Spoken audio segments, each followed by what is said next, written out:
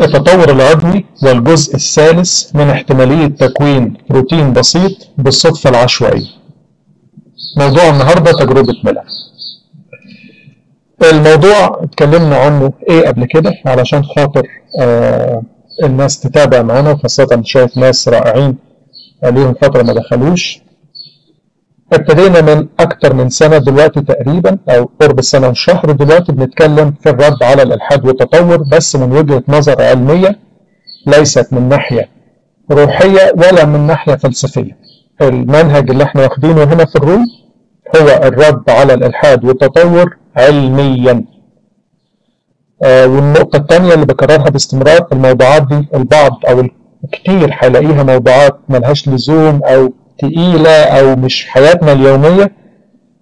بنبه دايما باستمرار، وصدقوني هتلاحظوا الموضوع ده بنفسكم لو دققتم. ده لو انت مش حاسس ان هو حياتك اليومية، ده حياة ابنك اليومية، حياة ابنائك مدارس الأحد، الشباب اللي في اعدادي وثانوي وكلية. ده اللي بيتهاجموا بيه الايام دي في الشرق والغرب. لو انت ربنا اداك قوة ايمان وثابت، والناس اللي عمرها متوسط وثابتة، الموضوع ده ما بيتعرضلوش كتير. لكن الشباب في فترة التعليم بمراحلها المختلفة هم من تحت خط النار في هذا، امام خط النار في هذا الامر. مهم جدا ولادكم بيسمعوا الموضوع ده، بيقتنعوا بيه بعض الفرضيات وبيضحكوا عليهم ويقولوا لهم ده علم، رغم ان هو ليس علم صحيح، ده فرضيات واراء شخصيه. ابتدينا نتكلم مع بعض في اول، زي ما قلت، من سنه وشويه. قلت هقسم السلسله 14 قسم. القسم الاول كان مقدمه، ايه هو الالحاد، ايه هو التطور، ليه مرتبطين ببعض، لان الالحاد عقيده فاشله، لانه لازم في كائنات يوجد خالق خلقها، ولولا التطور اللي ادعى ان هذه الكائنات وجدت وتطورت بدون اله خالق، الالحاد عقيده فاشله. وايضا التطور فرضيه غير علميه، لانها غير ملاحظه، غير مختبره، غير متكرره، غير محسوبه. لولا دفاع الملحدين المستميت عنها كانت سقطت زيها زي اي فرضيه لا تخضع لقياس العلم الحقيقي. اتكلمنا بعد كده في الجزء الثاني، طيب التطور اهم شيء محتاج الوقت. كل شيء مستحيل بالوقت يبقى محتمل، ده في مبدأ التطور.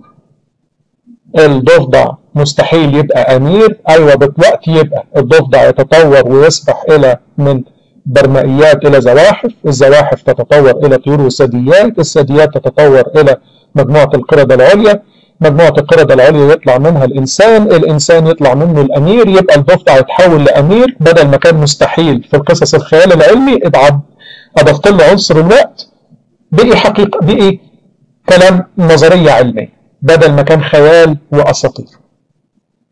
فهل العامل الأساسي اللي موجود في التطور الوقت ده صحيح؟ اتكلمنا على فوق 60 مقياس علمي ولقينا هذا العامل غير موجود. القسم الثالث، طب هم بيقدموا بعض الأدلة على قدم العمر زي المقياس الإشعاعي وغيره، درسناه بالتفصيل ولقينا الأدلة دي غير صحيحة.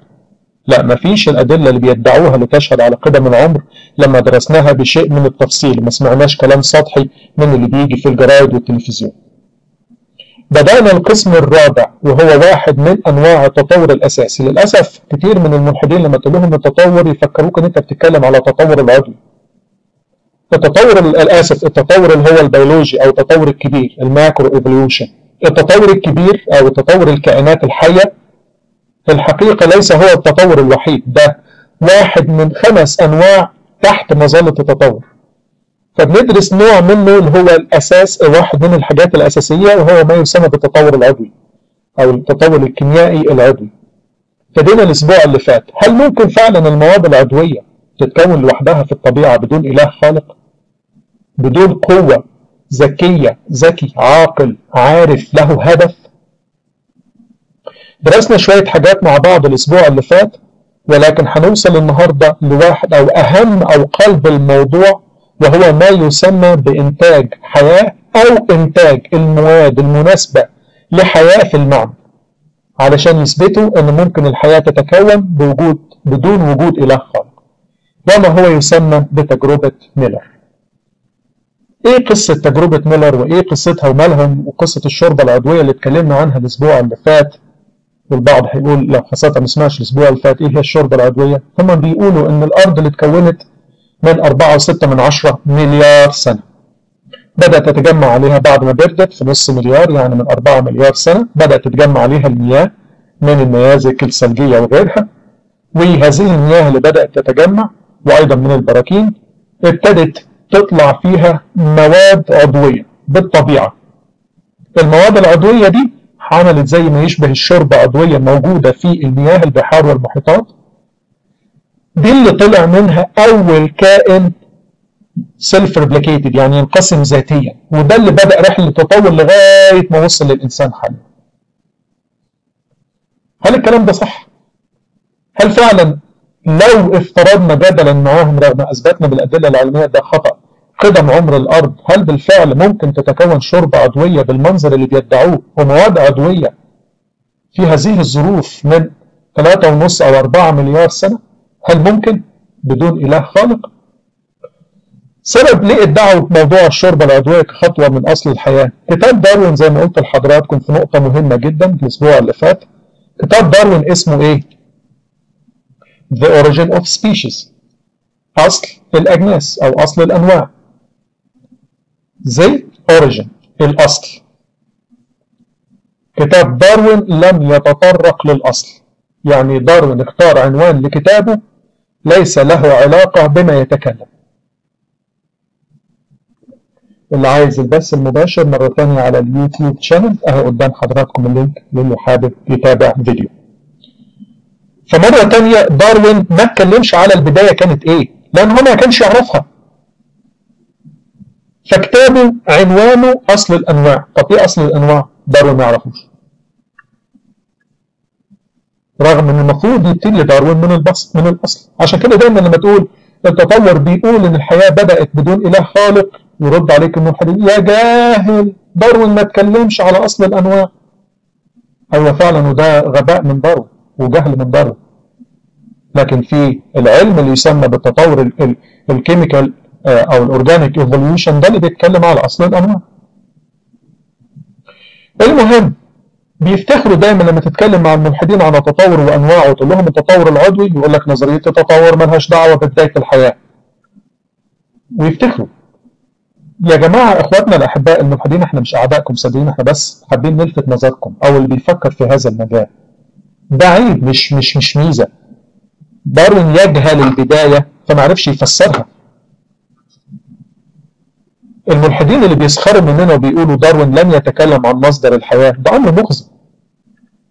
المهم ظلت مشكلة. طيب داروين ادعى من كل الكائنات تطورت من كائن واحد اللي بدأ يتطور تدريجيا من وحيد الخلية لعديد الخلايا لإسفنجيات لأسماك لسمكة طلعت على شاطئ البحر وتحولت لبرمائيات لزواحف لثدييات وللإنسان. طب البداية كانت إيه؟ الكائن ده جه من فين اللي بدأ؟ طيب اللي بيقول مثلا داروين يفهم أحسن من أي واحد فينا عشان هو كان متخصص، يا ترى حد يعرف شهادة داروين من اللي بيقولوا الكلام ده على التكست؟ اللي قال هذا الكلام هل يعرف شهادة داروين كانت إيه؟ أخي العزيز اللي بتكتب الكلام ده على التكست، وأهلا وسهلا بيك، وريت ترفع إيدك وتناقشنا يبقى بركة كبيرة. هل تعرف شهادة داروين كانت إيه؟ هل تعرف شهادة داروين كانت إيه؟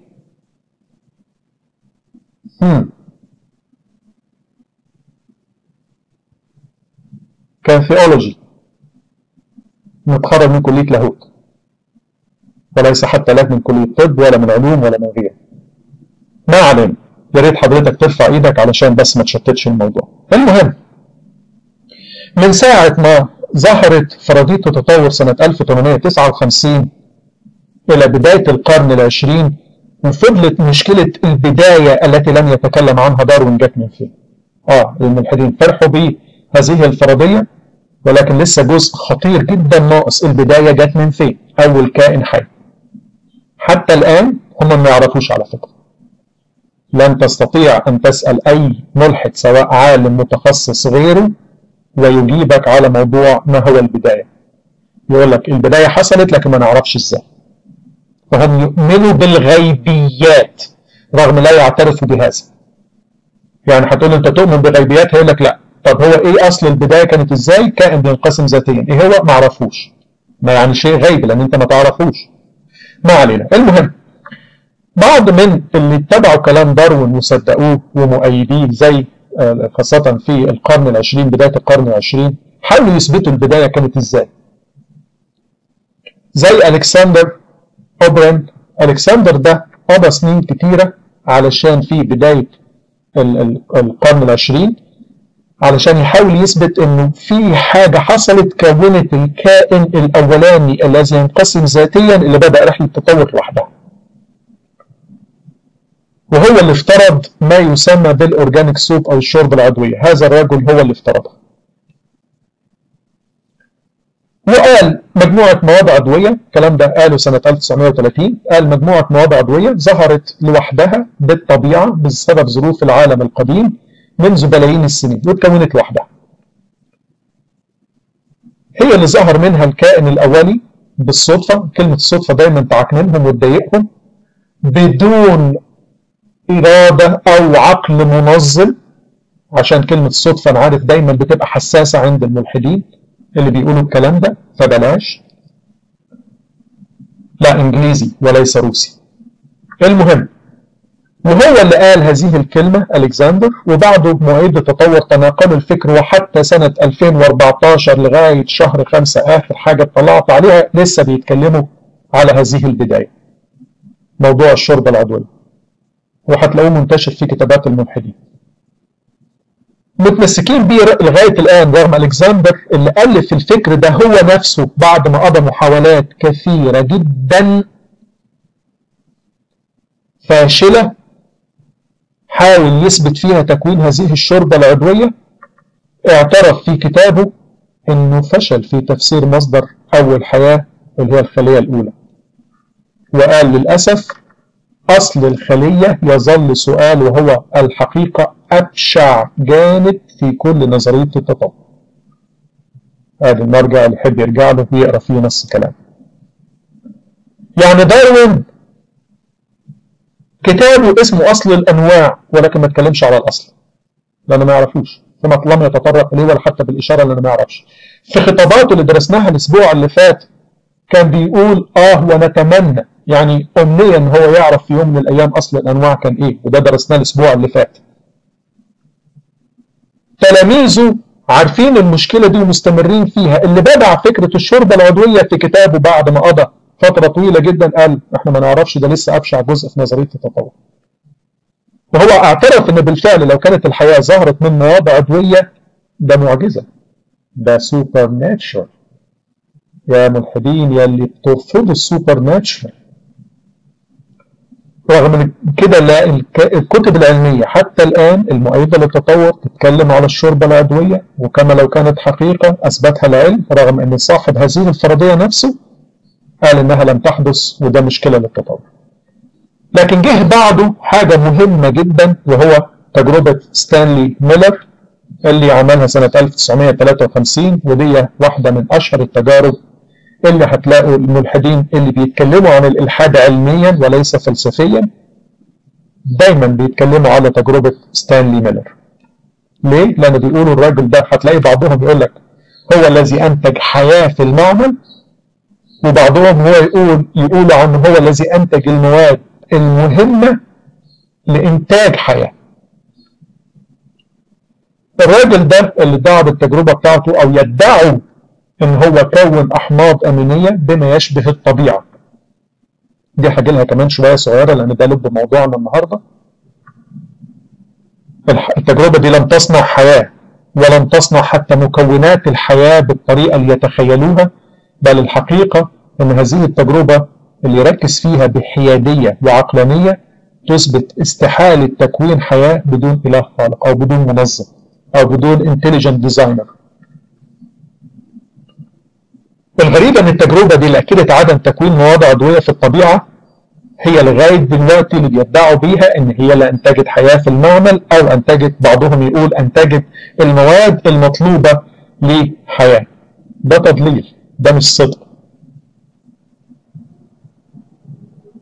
أصبحت الكذبة دي هي المسلم بيها إن هم تمكنوا من صنع حياة في المعمل أو من صنع المواد المطلوبة لتكوين حياة في المعمل، واعتبروا بكده إن خلاص ركن أساسي في نظرية التطور اكتمل وهو البداية، رغم إن ميلر نفسه برضه قال إن مصدر الحياة بالصدفة ده مستحيل.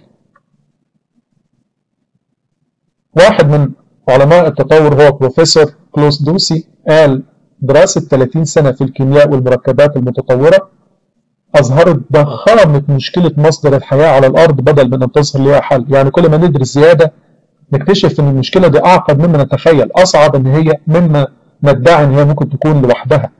هذه نص كلامه، ويكمل ويقول كل التجارب والمناقشات على مبدأ النظرية بداية الحياة أو بداية الأنواع أو الأصل أما تنتهي بورطة أو تنتهي باعتراف بالجهل. هنعرف ليه بتنتهي بورطة، يعني توقعهم في مشكلة أكبر كمان شوية. دكتور ليسلي بيقول أن البروتينات والنيوكليتيدات لكي تظهر في نفس المكان ونفس الوقت هذا غير محتمل، وأيضا من المستحيل أن تحصل على أحدهم دون الآخر، لأن البروتين عشان يتكون عايز نيوكليوتايد، والنيوكليوتايد عشان يتكون عايز بروتينات، فمين فيهم الأول؟ والاثنين ما ينفعوش يتوجدوا بدون بعض، والاثنين ما ينفعوش يتوجدوا بالصدفة مع بعض. ولهذا مصدر الحياة نقدر أن نستنتج أن الحياة مستحيل أن تكون صدرت بطريقة كيميائية chemical evolution. هذه نص كلامه، اللي عايز يرجع له ادي المرجع قدام حضراتكم. انا على فكره مش باصص على التكست ودي عادتي، كل اللي بيحاول يقول كل هذه الكلمات يا ريت يرفع ايده ويقولها على المايك. بعد ما بخلص بفضل انده على حضراتكم وما بلاقيش حد، بدل محاولات التشتيت على التكست. اللي عايز يتكلم او يناقش او يعترض او يقدم ادله عكسيه يا ريت وقت الاسئله. وغيرها كتير جدا من الأمثلة واعترافات العلماء في هذا الأمر، بل حتى الآن يعترف علماء التطور أن ظهور حياة هو مشكلة لم تحل حتى الآن. جيفري باد مثلا اللي بيعترف ويقول أننا لا زلنا نواجه أكبر سؤال به مشكلة لم تحل، هو كيف بدأت الحياة على الأرض. طيب أنا عايز أوضح لحضراتكم النقطة عشان دي حاجة أساسية. هتلاقي يمكن بعض تلاميذ مدارس الأحد يجي يسألوكم ده قالوا لنا في مراحل تطور للإنسان، أو قالوا لنا كذا أو قالوا لنا كذا. ما تخليهمش يبتدوا من النهاية، رد على سؤالهم ده مهم فاعرف الإجابة عليه، ولكن ابتدي معاهم من البداية. أو لو هتناقش مع واحد مسلم واحد ملحد بيضحك على الشباب أو أولادك أو هو غالبا يكون مش عارف وبيقول كلام بس سمعه من بعض الناس بيرددوا وخلاص، دايما اسأل السؤال ده: ما هو الأصل؟ الحياة بدأت ازاي؟ طالما قال ما اعرفش، طب يبقى ازاي نؤمن بحاجة ما نعرفهاش؟ وبسأل سؤال لكل إخواتي الأحباء الملحدين: كيف تؤمن بالإلحاد الذي يقول لك لا يوجد إله خالق وأنت لا تعرف من أين أتت الكائنات؟ أنت تدعي أنها تطورت طب من فين؟ البداية إيه؟ ما هي بداية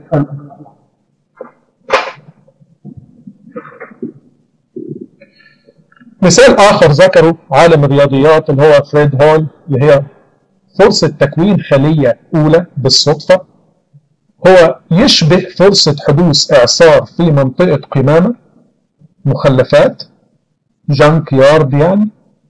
فالإعصار ده لما يحصل في المنطقة دي يجمع الإعصار ده لوحده طيارة طراز 747 اللي هي بوينج العملاقة اللي تعمل بالصدفة البحتة ودون تدخل ذكي وتطير. تخيل معايا علشان تتكون خلية بالصدفة دي ان انت بالظبط كما لو كان حصل اعصار في مقلب زبالة، والاعصار ده من مقلب الزبالة من المكونات الموجودة في مقلب الزبالة كون طيارة رائعة عملاقة وتطير لوحدها كمان وتشتغل دون اي تدخل مهندس ذكي. هذه نص كلامه اللي حابب يراجع هذا الكلام. الكلام ده كمان اتنشر في نيتشر في 12 نوفمبر 1981. رغم انه عمليا ثبت خطأ احتمالية تكوين حياة على الأرض، لسه بيتمسكوا بادعاء ان البداية في البحار وتحولت إلى ما يشبه الشوربة الثقيلة من المواد العضوية اللي هي زي ما بقول لحضراتكم عليها الأورجانيك سوب، اللي اتكونت ببطء شديد في مئات الملايين من السنين، ومنها خرجت أول خلية حية ببطء شديد وبدأت تكون حية وتبتدي ينقسم ذاتيا وتنتشر الحياة من هذه الشوربة. بظهور فرضية التطور العضوي وباكتمالها بهذه الطريقة فسرت وجود المفترض ان هي فسرت وجود الكائنات الحية بدون إله خالق أو مصمم ذكي ليها. فرح بيها كل واحد عايز يرفض الكتاب المقدس أو يرفض وجود رقيب خالق عليه. رغم ان كل العلماء التطور المتخصصين والأمناء عارفين ان الكلام ده ادعاء بدون دليل. المهم ندخل في تجربة ميلر، ده الأساس بتاع كلامنا. تجربة مثيرة فعلا، تجربة يعني جميلة، إلا بس الاستنتاجات اللي بيستنتجوها منها هو ده الخطأ، ولكن هو ذكي وعمل حاجات كويسة، ولكن فقط الاستنتاج هو الغير لائق. ستانلي ميلر سنة 1953 اللي عمل التجربة اللي بتسمى باسمه ميلر اكسبيرمنت، ذا ميلر اكسبيرمنت، ومعاه الأستاذ بتاعه اللي هو هارولد يوري.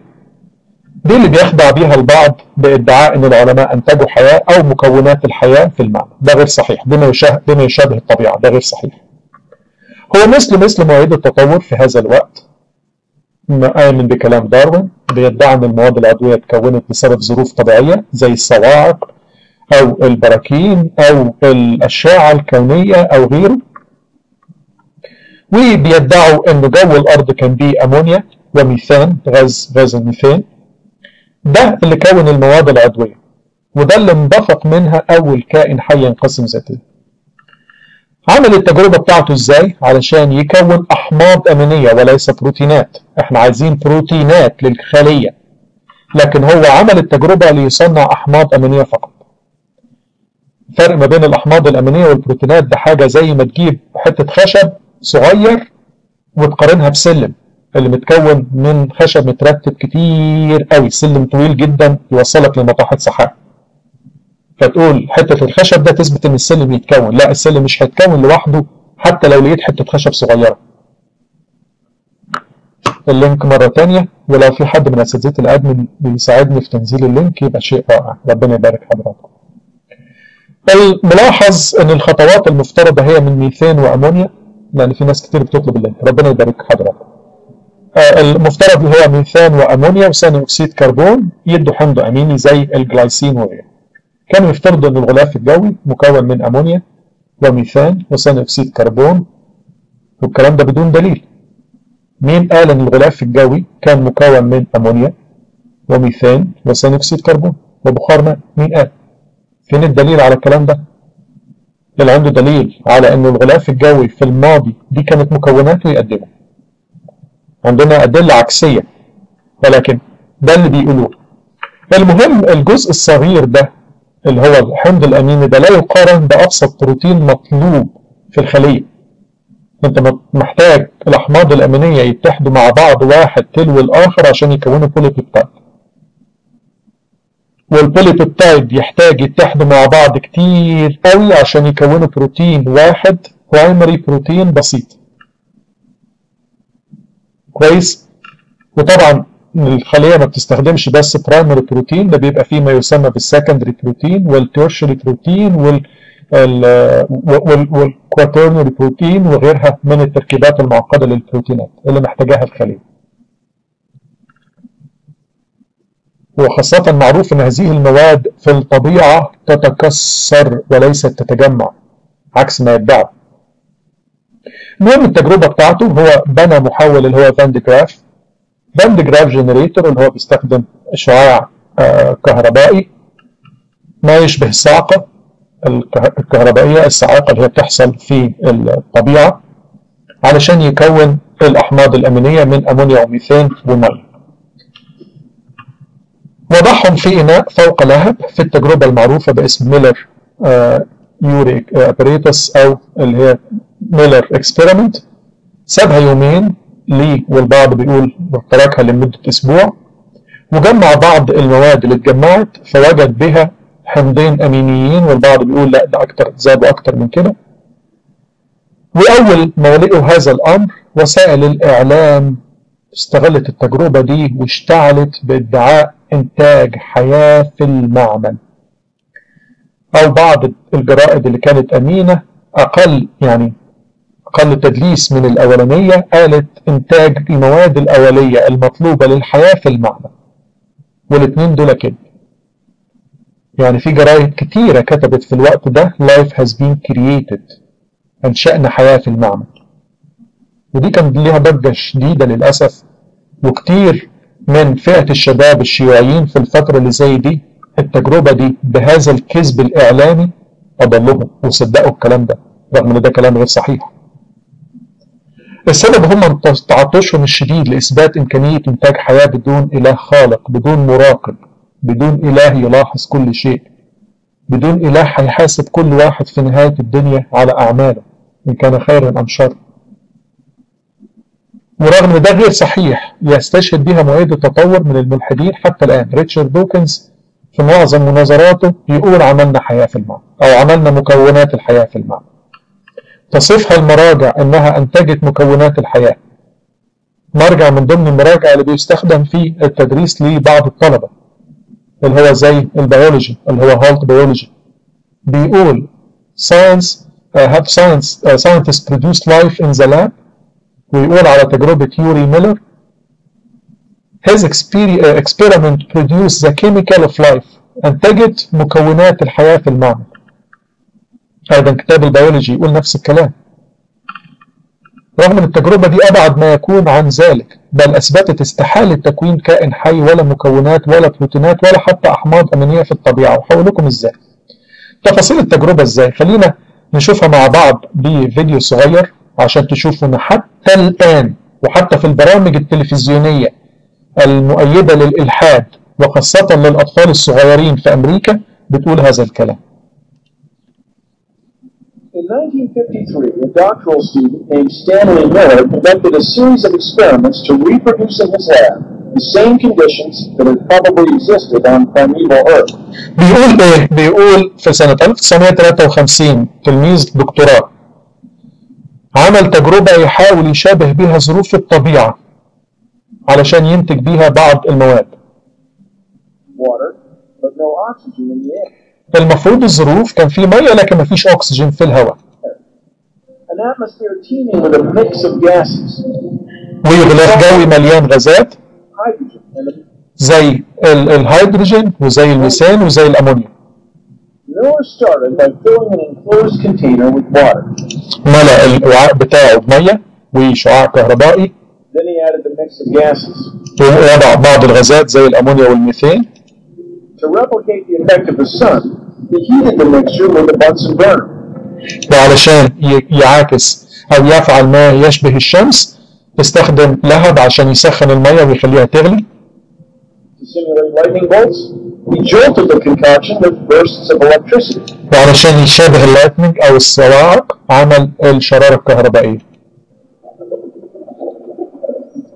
He waited several days before analyzing the liquid in the container. The results were astonishing. وبعد ما ساب هذه التجربة في المحتوى بتاعها النتائج كانت رائعة. The liquid contained organic compounds. السائل يحتوي على مركبات عضوية وهي الحاجات أو البلوكس أو المكعبات الأساسية لإنشاء حياة.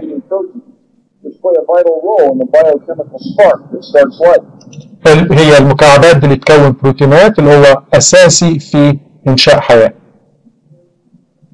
So what did Stanley Miller discover? He didn't create life in the lab. ايه اللي اكتشفه ستانلي ميلر؟ هو ما عملش حياة في المعمل ولكن he created the potential for life. ولكن كون الحاجات الأساسية للحياة. And that's significant. It meant with the right raw material. وهذا مؤثر جدا يعني مع وجود مواد عضوية أو مواد أساسية في ظروف مناسبة الحياة ممكن تظهر في أي مكان. اتفضلوا. ده اللي بيجي على فكرة في البرامج التلفزيونية خاصة التعليمية للأطفال. لو مش مصدقين اتفرجوا عليها بنفسكم. ناس كتير للأسف هنا أنا عارف إن موجودين معايا في اليوم حتى خاصة اللي في الشرق الأوسط شايفين الموضوع مش مهم. وشايفين ايه الكلام اللي احنا بنقوله بنضيع وقتنا فيه ليه؟ دي فترة مسيحيات. انا عارف، لكن ولادكم تحت الحرب دي، تحت النار ده، بيتهاجموا بالفكر ده باستمرار. خلي بالكم، ده اللي بيتقال لولادكم وبعد كده يتصدموا يلاقوا الكتاب المقدس بيقول كلام عكس كده فيلحدوا، وبينتشر الالحاد، وما اعتقدش ان ينفع حد ينكره هذه الايام. المهم، ادي شكل او نموذج لتجربه ستانلي ميلر. هو جاب الفلاسكه دي فيها ميه وسخن ببنزين هو اتش ال، يعني الشعله دي، وحطها تحت ضغط منخفض، فكان موصلها بفاكيوم، يعني بجهاز ضغط يعني مضخه تسحب الهواء عشان تقلل الضغط. بخار الميه بيروح للغرفه دي اللي فيها غازات، هي غاز طبعا بخار الماء، وهيدروجين، و CH4 اللي هو الميثان، و NH3 اللي هو الامونيا. والغرفه دي فيها التو الكترودز، يعني توصيله كهربائيه تطلع شحنه كهربائيه او شراره كهربائيه عشان تمثل الصاعقه. اول ما تطلع المواد دي في الكهرباء بتعدي بعد كده، بتنزل في هذه الانبوبه، بتوصل الى كوندنسر يعني مبرد، بيتعدي فيه ميه ساقعه علشان تبرد اللي اتكون على طول وبسرعه شديده قبل ما يتكسر. تتجمع القطرات هنا في ما يسمى بالتراب، اللي هو ياخد المواد اللي اتكونت قبل ما ترجع مره ثانيه في الغرفه دي، لانها لو رجعت للغرفه دي هتسخن فتتكسر. معايا؟ يعني بيسخن ميه، بيخلطها مع غازات، فيبقى عندي بخار ماء مع هيدروجين مع ميثان مع امونيا، في شراره تكون مواد، المواد دي يبردها بسرعه شديده، بعدها يعزلها بسرعه ايضا، لانها لو ما بردتش هتتكسر، ولو اتسخنت في الغرفه دي هتتكسر، ولو عدت برضه للشراره الكهربائيه هتتكسر. كويس؟ ده الفكره بتاعته. ساب التجربه دي يومين ثلاثه، لقي بعض الاحماض الامينيه اتكونت. ده التجربه اللي حابب يقرا عنها، ادي مرجع قدام حضراتكم، تقدروا تقروا عنها بالتفصيل اللي بيشرحها ايه امامكم. اتكونوا يعني الجلايسين والامينين وغيرها من الاحماض الامينيه الاساسيه، اتكون 2 3 من هذه الاحماض، لم يتكون لا بروتين ولا بوليبيبتايد. اتكون ايه؟ اتكون فقط قله من الاحماض الامينيه. لما عملوا الكلام ده قالوا ان هم انتجوا حياه، او انتجوا المواد الاساسيه للحياه في المعدن، رغم ان هم انتجوا فقط احماض امينيه. لكن هل الكلام ده يشبه الطبيعه؟ ده المهم. هل بالفعل الحاجه دي ممكن تحصل في الطبيعه؟ لا، ده استلزم تفاعل منظم متحكم فيه في نظام مغلق محسوب بتدخل بشري في اكثر من خطوه. اول حاجه اضاف عناصر في مكان مغلق ضغطه قليل، ده لا يوجد دليل عليه، بل عندنا ادله كثيره من الفقاعات الهوائيه القديمه والكريستالات القديمه توضح ان الضغط كان اعلى في الماضي. يعني التجربه دي لازم يكون يتدخل علشان يخلي الضغط بتاعها قليل، الضغط العالي او الضغط الطبيعي ما يكونش. اذا التجربه دي اثبتت لي ان في الضغط الطبيعي لا تتكون حتى المواد العضويه. الحاجه الثانيه، تسخينها في اناء مغلق كله بخار ميه وميثان وامونيا، ده لا يوجد ان الهواء الجوي كان ده تركيبه، بل عندنا ادله كثيره في الصخور القديمه بتركيب عكسي تماما لهذا الامر. اذا فعدم وجود الغلاف الجوي بهذا التركيب ده يؤكد على ادعاء ان ممكن تتكون مواد عضويه لوحدها، ده غير محتمل. ليه؟